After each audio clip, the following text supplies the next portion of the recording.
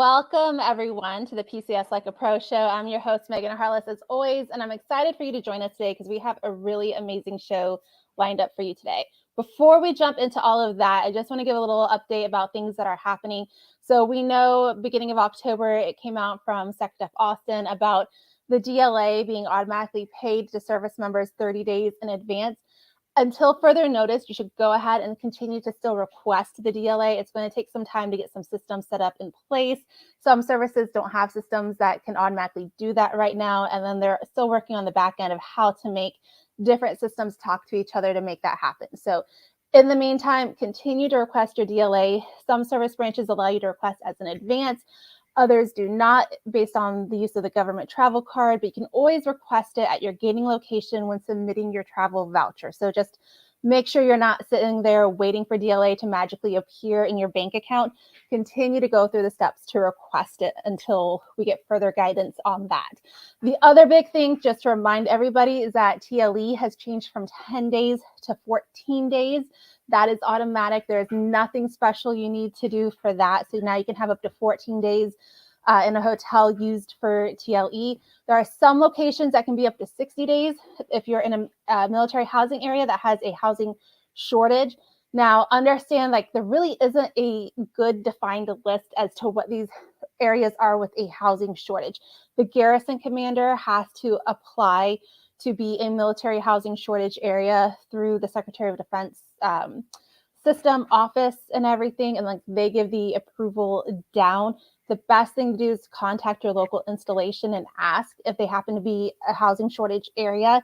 They'll be able to give you the most updated information as to if they are, if they're not, so you can plan accordingly, whether you're at 14 days or whether if you can go up to the 60 days. So that's what we know so far. As far as PCSing with those new things coming out, we've got new, what's that other entitlement, y'all, that changes every year?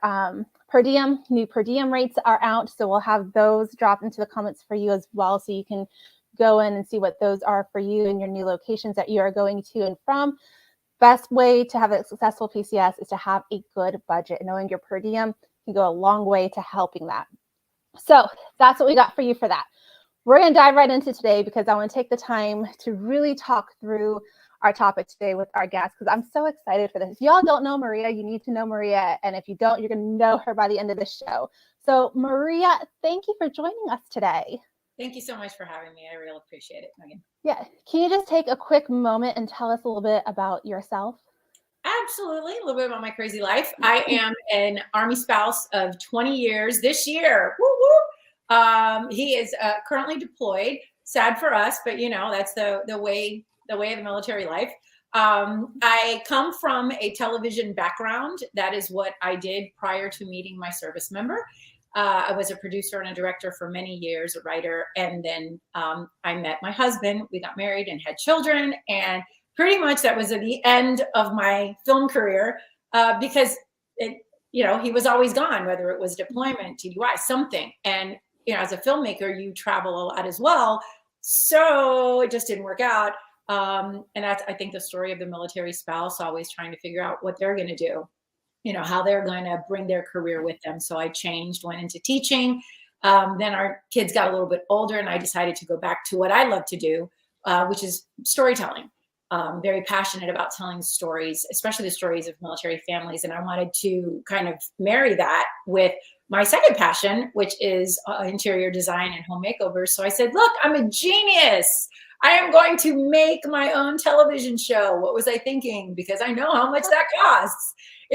I'm like, what? But we did it anyway. And here we are. We almost 6 years now. We started the TV series Moving with the Military. We self-produced. We went to a lot of big networks. A lot of the big networks said, and I feel like I can recite it by heart, thank you so much for your husband's service. We are so thankful for your family. However, we don't think America is interested in a show about military families. And, it's not personal, it's business. As a military spouse of 20 years, it's very personal. So that's why we went ahead and did it ourselves because we knew it was the right thing to do to support military families. So that's my story and I'm sticking to it. No, so good. And it always baffles me. They're just like, the country isn't ready for a show about military families. And I look at, primetime television, and like we had Army Wives for how long? And then there's a show called The Unit for how long? And like other military centric shows as well. I'm just like, no, like we could use this. Like this would be perfect. We're going to figure out. Yeah, we're going to figure it out. Hopefully somebody at a big network can maybe see this and understand like we are ready for it and we need it.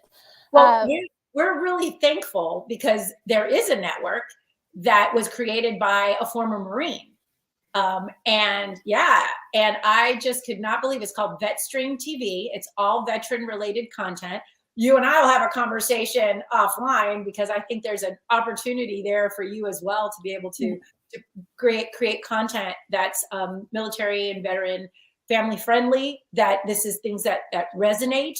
And so I'm really thankful for Joe and VetStream TV because he got it right. Like I didn't have to explain it. He's like, yes, and yes. So yeah, way to go, Joe. Thankful for that. So as we're getting into this and talking about moving with the military, can you go into a little bit more about what exactly do you do with moving with the military, and what was your inspiration behind really starting it? I want to say that my inspiration was my daughter, because when we first moved to our very first duty station, which was, where were we? Fort Stewart. I saw a lot. We saw a lot of Georgia. Yeah, like multiple times Georgia. Joined the Army, see Georgia. And she wanted to paint her room pink. Simple ask, like, Mommy, please. And immediately I was like, nope, we're not painting because we're moving in 2 years or 3 years or 18 months. Who knows? I was like, absolutely not. And the look on her face was just devastation. And she asked me, what, from the mouths of babes, why not? We can paint it back. Yes. The logic, we can paint it back.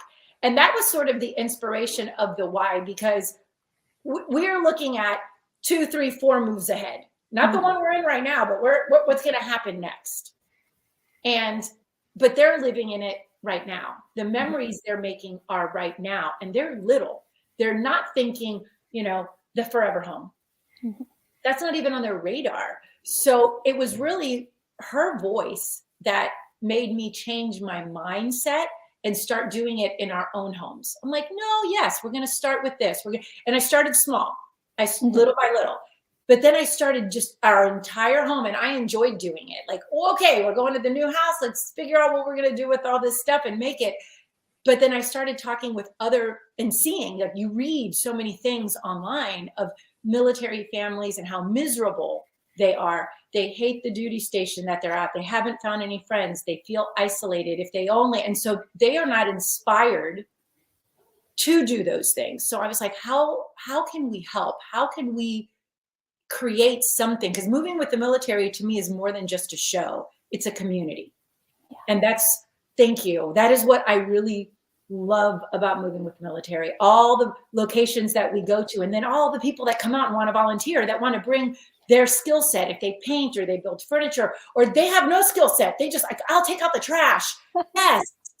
But seeing that community, that was really just what put it all together, is wanting to have military families love their homes, which in turn has their mental health and their well-being at a better place. And then the community that comes together that helps build that, and the friendships that are made in the process. So it's like kind of a big thing.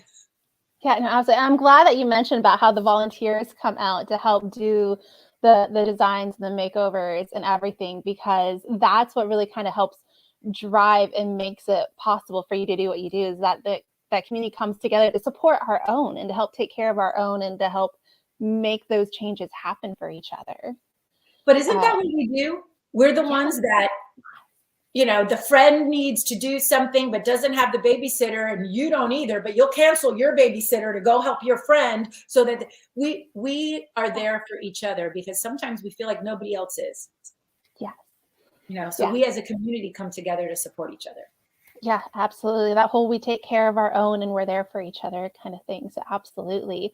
And we're going to get the links for all of Moving with the Military and Maria's social media sites and the website. All of those we dropped into the comments So you guys can go click through them all, follow her, see what's happening, and be a part of it as well, and support her and the difference that she is making in the lives of our community. So with all of this, a lot of our community, we move so frequently. Like we just did our 11th PCS in 17 years.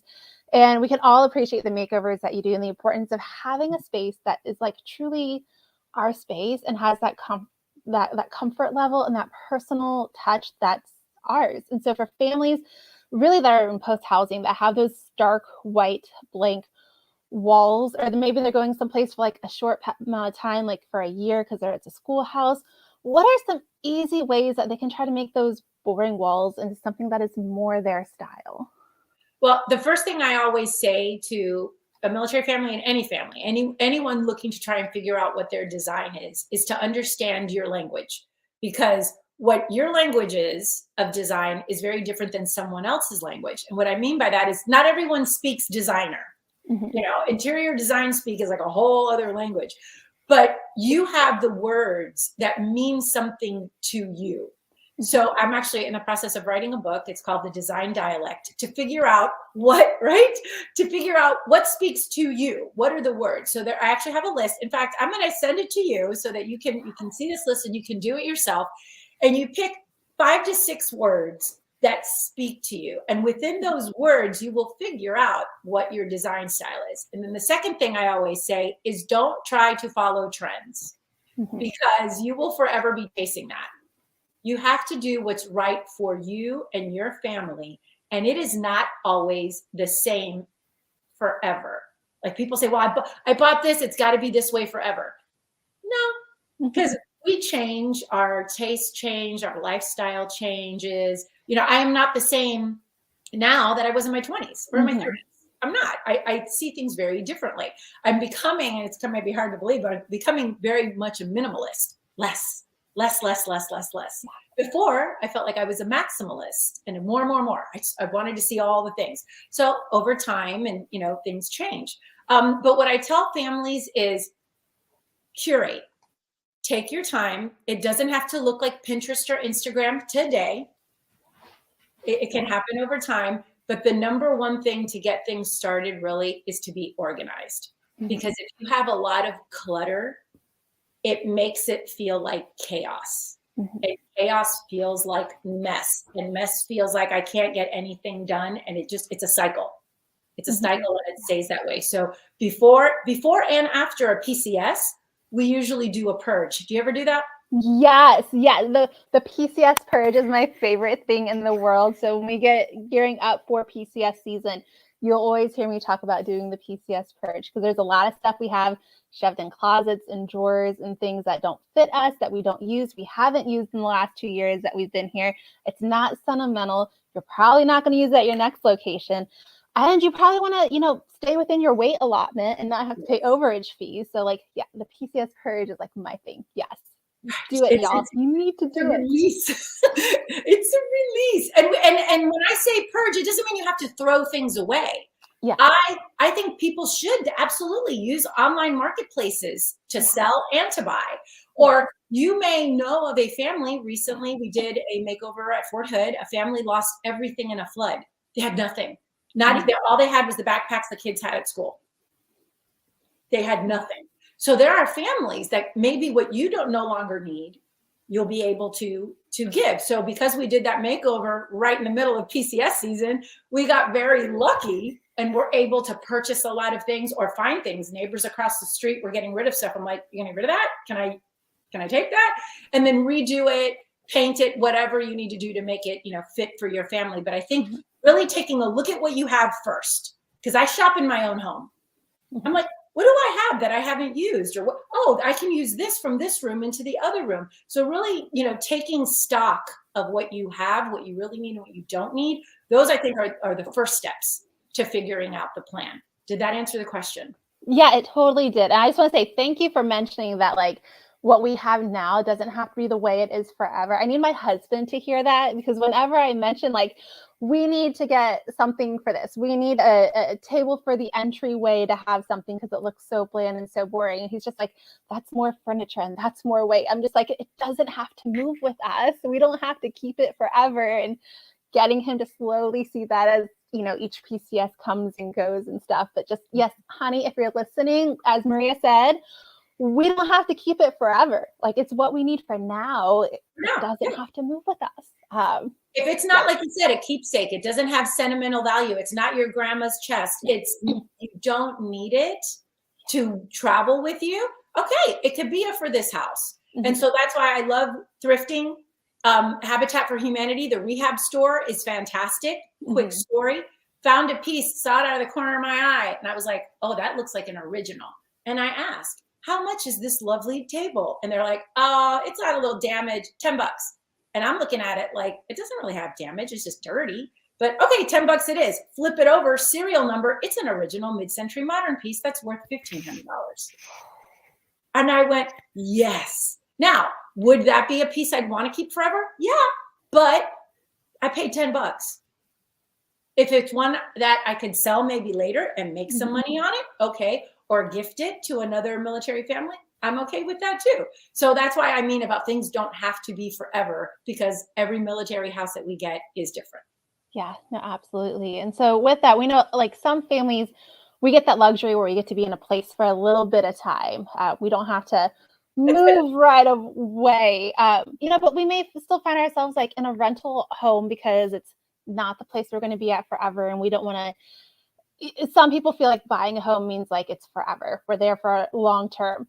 So, you know, those renter homes, what are some easy, affordable, but good renter friendly upgrades or hacks that somebody could easily do or install, put in their home and easily remove when they have to leave to put the house back how it should be for their property manager?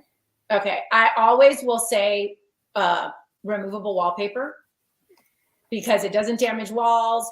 You can just do a focal wall. You don't have to do the entire room, because it can get pricey if you're trying to do it that way. And then it could also be Do you have a favorite brand of removable wallpaper? I do. Loomwell is a small business, female-owned entrepreneur, and I really like, because hers work in bathrooms, so in places where there's lots of moisture. Awesome. They work on textured walls. So yeah, she's great. Follow her on Instagram. I don't know her. Like, they don't sponsor us, nothing. I don't know her. I like their product. With us, and I don't want to say unfortunately, but maybe it is unfortunate, when we get makeovers or we find out about a family in need, oftentimes I don't have the luxury to sit online and order and wait, 8 weeks for something to arrive. I need to go and get it. So a lot of times I will go to local home improvement stores, or, like the Target, Walmart, whatever, and grab what I need to be able to do that. But when I do have extra time, or if I'm doing it for myself, I like Loomwell. I like the quality of their paper. And it's just nice also, I think, supporting small business. Absolutely. Yeah. I appreciate doing that. I hate, and I don't know how you feel about this, the wire racks inside, like your pantry and your closet, those white wire racks. Yeah. They're not pretty. They're just not pretty. It's like 1980s type of thing. Like, I feel like we should be past that a little bit. Like, at least give me, like, even if it's a thin, cheap, crappy piece of wood shelf, like, I'd rather much have that than like this wire rack where things aren't sitting right and sliding across and falling through it. Like why? But you just said thin piece of wood. Exactly. I actually recommend, and I will send you the link as well. We have a tutorial on making, they're almost like little shelf covers. It's a wood top and a wood front, and then it looks like you have built-ins. Oh, awesome. Totally changes the look. You can paint them if you want them white. You can leave them wood, stain, whatever. But that's a really nice little touch that makes it feel better. And I think that's what all of this is really making the home make you feel. Because I don't believe home is a place. I believe home is a feeling. Yeah. And when you feel good about the place where you live, that's from landscaping. If you want to have just some flowers, potted plants, that really helps. Area rugs, ground spaces, bring in color, cover the laminate floor that you may not like. So that really helps bring it in. Window treatments. And then I will always say that I want to be able to take it with me, or at least as much of it as I can. So you can't take paint with you, but that is a big bang for your buck. Low cost, and you can do magic with paint. So I recommend doing that as well. And then I think it's hanging things up on walls. Use your wall space. Don't be afraid to put it up. There are great sources now that are removable. We have several. So we have an Amazon store, and people often say, "Oh, it's affiliate links." That's right. It is affiliate links. We make money from the Amazon store, but that money goes back into supporting military families. So it's all of the things that we've used in makeovers that can help you with your home to make it the way you want it to look. Yeah, no, absolutely. That hanging things up on the walls, I think, makes a huge difference, because we had one home where we hung nothing on the walls. I was convinced we weren't going to be there very long, and we moved there. I was 37 weeks pregnant with my youngest. I was just like, we're not going to be here long. Like, in a year, we're going to be moving. We're going to be out of here. Like, I don't care about decorating. Like, I just want to have this baby and go to sleep. Like, that's all I wanted to do. Yeah. We were there for a good 3.5 years. Still hung nothing on the wall, because we got to a point where I was like, do you have orders yet, honey? Almost every other day that he came home, like, any orders today? Do we need to call somebody? But now, ever since then, like, when we left that house, I was like, we need to decorate. We need to put stuff up. I don't care if we're here for 10 months, a year, however long it is. Like, we need to put some things up. And so being able to do that, I think, really makes a difference in how a room feels, from feeling a little bare and stark to feeling a little bit more homey and how you feel. Yes. What makes you feel? Yeah. Absolutely. No, definitely. And so, like, as you said, there's a lot of new, and this is another thing, my husband, he's just like, do we have to hang everything? Because, like, that's a lot of holes we have to patch later. 3M has like those sticky hooks, and like they have those sticky Velcro things now. Let me just say, if you have a husband who has never removed a sticky hook before and you have experience in it, that should just be your job. Don't let your husband do it, because the first time my husband did, God love him if he's watching, I was like, yeah, the hooks just pull off the wall. So he grabs the hook and he literally pulls the hook, not the sticky piece you're supposed to pull down, but he grabs the hook and pulls the hook off. And so here comes a good chunk of the wall with it. He's like, I thought these weren't supposed to damage the wall. I'm like, if you ever move it the right way, it doesn't damage the wall. And as I hold the hook next to him and pull the sticky piece, and it slides right off. Yeah. And so now that's always my job. Like, whatever has a sticky hook, that is my job. So he doesn't have to fix walls. Got it. Yeah. But those go a long way in helping to put things up without having to put holes in walls. And if you have to patch those later, it prevents you from having to do all of that. But I will say, small holes are not a big deal. At least I feel like I patch for a living. So it's just, it'll be fine. So I am not afraid. Now, I don't want to necessarily make these, they're giant holes, but the nail, it's not a big deal, And that's why I tend to, and it's something that I recommend. I love gallery walls. Like, I love what you have behind you, kind of a gallery wall happening. I have one in front of me, actually, through the mirror that you see is another gallery wall. But I like to buy large scale art. So it's one hole, one instead of, 14. Yeah. Yeah. I would say most of this behind me is hung up with those sticky hooks. Of some sort. Because I was just, when I laid it out on the floor and showed my husband my idea, and I have another gallery wall over here too with a bunch of pictures. He's just like, that's a lot of holes. I'm like, we don't have to put holes in the wall. I'm like, let me show you what I bought.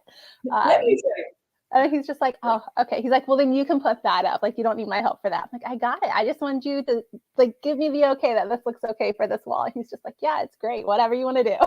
That's good. I love that. And the fact that you laid it out, that's usually the first tip we give when you're going to do a gallery wall. Lay it out, or you can even on the wall use painter's tape on how you want it to look before you put anything up. That way you go, okay, this is kind of my idea. And it's an ebb and flow. Be flexible. You may find a piece that you like better, or something changes, over time, and you switch it out. So I'm all about flexibility. Yeah, no, definitely. So we talked about some of those small changes you can make. Let's talk a bit about furniture, because furniture is sometimes like a thorn in our side. when we find new houses and we have to move.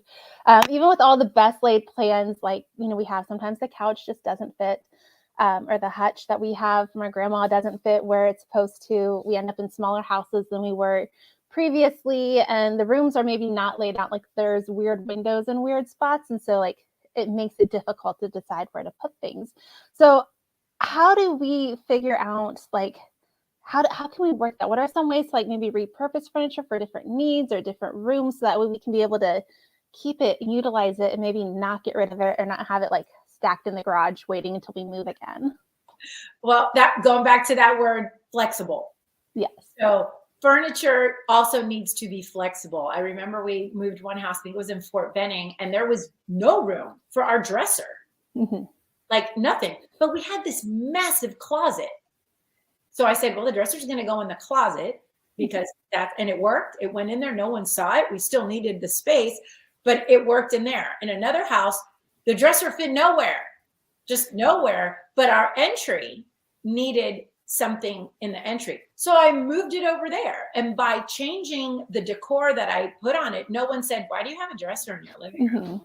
That's weird. It just felt like it was an entry buffet, or, some kind of entry piece of furniture that works. So you have to be able to be flexible with where things, or turn a dresser into a coffee station. Done that. Actually it was a baby changing table. Oh, how fun. We unscrewed the top part that looked like, where it holds that little mat. We got rid of all of that and I turned it into a coffee station. We just made it work. So that's why I mean about being flexible. But when you're first looking at furniture, and I know this is like maybe speaking to some, new military families, think about buying smaller. And the reason I say that is modular furniture is going to go further along than big giant pieces. So I know my husband, if he's watching, he will definitely understand this, because this is him. He wants the massive sectional with the cup holder and the recliner. And it's just, first of all, not my style. Don't like those. But I also say that might work in this house. What if we can't even get that into the next house? So when you think of furniture that's modular, have it be a small sectional, but then I can actually remove the chaise and that can be separated. That works better. So think of buying more smaller pieces that you can add to or separate and move. Heather Campbell in Alaska, just having a conversation with her, she had this wall unit. So we were just in Alaska and we did a makeover for a military family. It was amazing. I had never been to Alaska, but because of our conversations, Heather said she was inspired to finally do her office. It was just things everywhere.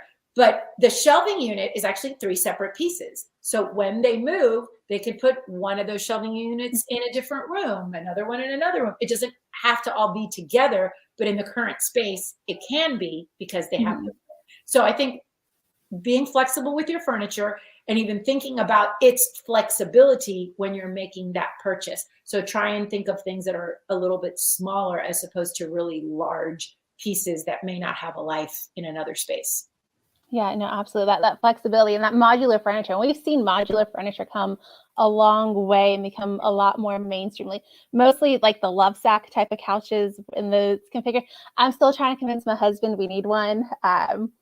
And everything. He's not thrilled about the price when I tell him like we can make it fit in any house we end up in. Like it'll be perfect. Like it's worth it for that.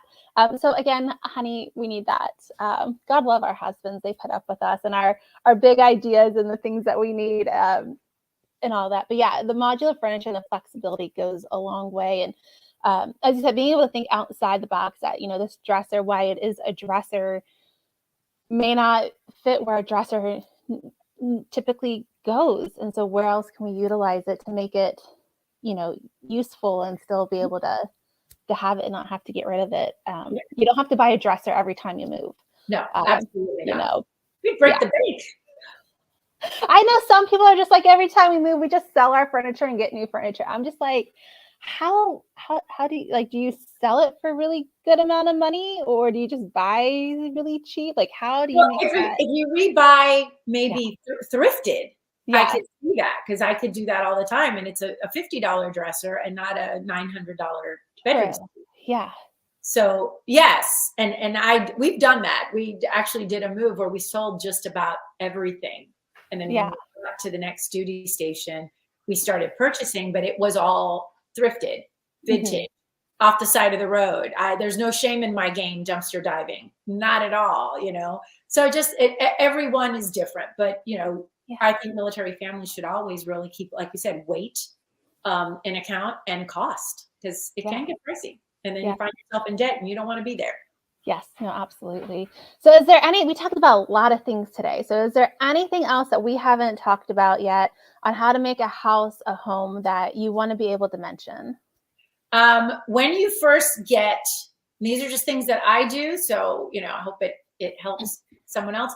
I love to clean, even though I'm getting into a new house, I like to clean my house my way when I get there. So it's fresh. It's a fresh, clean slate. But that also gives me the opportunity to walk my space. So I want to see what the flow is. And I start to think, how are the kids going to play here? How is this going to just move with nothing in it, so that I can understand how the flow of this space is going to be? Because I can already imagine my husband coming in, and where are things going to drop, and how is this going to work? Oh, I need something right here because this is where these shoes are going to go. So finding the flow to your space is really important. But then also understanding that furniture doesn't have to live where it is placed the first time. Yes. I am a furniture mover. Like, I will go and move things. Like, I don't like it here. I like it. I may like it there. So, it doesn't have to live there. Also, don't push everything up against the walls. So we recently did a makeover again at Fort Hood, and it had a very narrow, I think it was maybe 10 feet wide, maybe 12 tops, but it was like 28 feet long. What do you do with this space? It's so awkward. In your mind, you go, okay, the couch goes all the way on this side. I'm like, oh, okay, so you're gonna have the couch here and the TV 28 feet away. Like, that is so bizarre. So I actually split the room, brought the TV kind of into the middle of the room. Everyone thought I was crazy. They're like, that makes no sense. I said, it will make sense. Let me finish. And when we put it all together, we created zones, so that we took this long, unusable space and actually turned it into 2 usable spaces.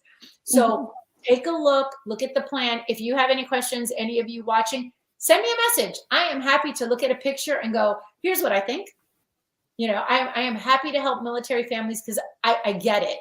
I know it's hard to figure it out. And when you're overwhelmed after a PCS, your brain, you sometimes have fog.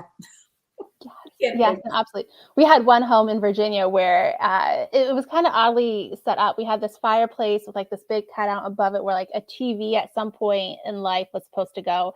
But then it halfway opened up to the kitchen. We had like this bar thing that had like an overhang, and then there was like this half a wall and like a regular wall, and then the open space to the front room. And like, this is supposed to be our living room. Like, how in the world do I do this? And so for like a good solid 2-3 weeks, I was pushing furniture all over the place and like taking pictures and like posting on Facebook, like, friends, like, help me. What do I, like, where do I put this stuff? Does this look okay? Should I move stuff here? And just being able to kind of game plan it with other people and other feedback and other perspectives made a big difference. And like, yeah, this is probably better used over here, and the, how it will be set up, and dividing, as you said, not against a wall. So our couch ended up like in the middle of the space, and then we had a sofa table behind it, and then we had this weird little dining room off to the side. But it made a difference having it not against a wall, because it divided that space between the entryway where the dining room was and where the living room was. And at first I was just like, our cats are going to tear up the back of it. They didn't. We put a sofa table there. It was all good, no issues and everything, but it made a huge difference of, as you said, dividing that space and making it, cohesive as it flew, but still separate spaces to be utilized. Absolutely. And you said something really interesting about almost design by committee, getting people to help. So we have a new series that's going to be coming out, because we've always talked about moving with the military being more than a TV show. That's not really, I mean, yes, it's a TV show, but it was really more about building a community. So we're going to be highlighting military spouses around the world that are home decor enthusiasts that, just love to decorate. And we're going to be doing it for Halloween, fall, Christmas, and then PCS season, how they, tear it all down, how they declutter, how they set up a new home. So I'm really excited to share about all these other military spouses, because I think that inspires, like, I don't have every answer. And any designer who says they do, I'm like, you're crazy. You can't. And, everybody does things differently. So a military spouse in Germany or in Okinawa might have a great idea for someone who's getting ready to go Oconus, or someone who really loves Halloween, and they have all these great ideas. So that's one of the reasons why we want to share. So I do encourage everyone who's watching to keep an eye out for that. That will be on our Instagram and our TikTok, as well as our Facebook, to head over and just maybe, even connect. I would love for them to connect with these other military spouses as well. Because I think if we just continue to support our community, like we've seen the support from our sponsor, shameless plug, Caliber Home Loans, has been wonderful and supporting our mission, that I think it helps us all along, not think we're the only one in it. We're all in it together. Yeah, no, absolutely. And when that gets launched, we'll be sharing it on our socials as well. Because that's one of the big things we see, especially during PCS season, is like, how do I decorate this space and how do I fit this in here? And I have this shelf and I love it, but where else can I put it? What else can I do with it? So being able to see other inspiration from other spouses and what they've been able to do, I think definitely makes a big difference to helping us figure out how to utilize the space that we have too. I feel like a world home tour. Yes. Yeah. It's going to be so fun to watch and to see, and everything. So with that, as we wrap up today, there's 2 questions I like to ask every military spouse that I have on my show. Okay. So the first one is, do you have a favorite duty station and why was it your favorite? I would say the first one, and we didn't have it as a duty station, but I was just there. Alaska was amazing. So I'd love to go there. But our favorite duty station, I would say Fort Benning. I love Columbus, Georgia. I felt that we were close to everything, right there to Atlanta, not far from Florida, which is where I'm from. So I really loved the Southern hospitality. I loved the historical, just Fort Benning is so historical. And it's one of the places I enjoyed the most. I think I was the happiest at Fort Benning. Yeah. And then what about, do you have a piece of advice that you would want to pass on to other spouses? It doesn't have to be home decor related, just anything in general, a piece of advice you'd want to pass on to others. Yes. Look at me. Yes. With the crazy eyes. Don't lose yourself. Remember your spouse wanted to marry you for you.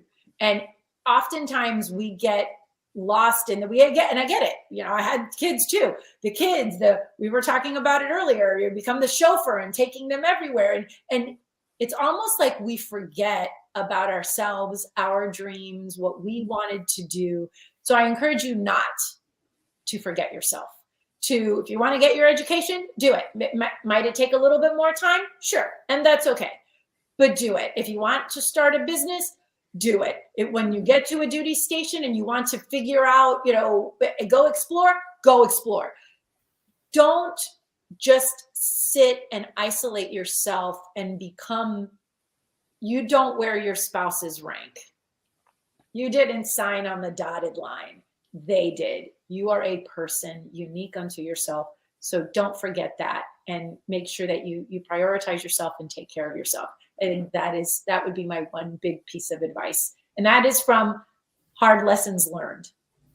Yes. That is such good advice to end today on, that remembering who we are and taking that time for ourselves, because you are more than just Sergeant Bob's wife and you are more than just Jimmy's mom, that you are your own person as well. And you need to, as we have this weird, crazy nomadic lifestyle and we get thrown into these different roles and positions and opportunities and locations, like, you're still you and you still matter and you still need to take the time for you and what you want to do and who you are and not lose that. So that was something I think definitely timely with the holidays coming up and all the stuff that comes with that too. Just remembering that you are you and you matter as well. So definitely thank you for those words, Maria. And thank you for taking the time out of your busy schedule to join us and help share with us about how to help make our house more than just a house, but to make it a home as well. I said a home is a feeling. It's not necessarily those four walls. It's in here. So you can make that. Thank you for having me. I do appreciate it very much. Always great to see you. Yeah, and when you when your book launches and all that good stuff and that new series launches, we want to have you back on to talk about all those good things too and to share it with the world. Thank you. I'm so excited for that. I'm scared, but do it scared. I'm doing it scared. Yes, just do it. It's all good. However it is, just do it. It's great. For everyone else joining us and watching us today, thank you for joining us and taking time out of your schedule as well. Join us next week. As you can see, we have shifted from Wednesdays to Tuesdays. So we'll be back next Tuesday at 10 o'clock to another great show for you then. So please join us then. If you're in the middle of a PCS, fingers crossed that it goes smoothly for you. If you have issues, questions, concerns, anything, please don't hesitate to reach out. We're always more than happy to help guide you through the regulations or whatever office it is that you need to contact to help navigate through that issue. So until then, y'all take care of each other and enjoy the rest of your week.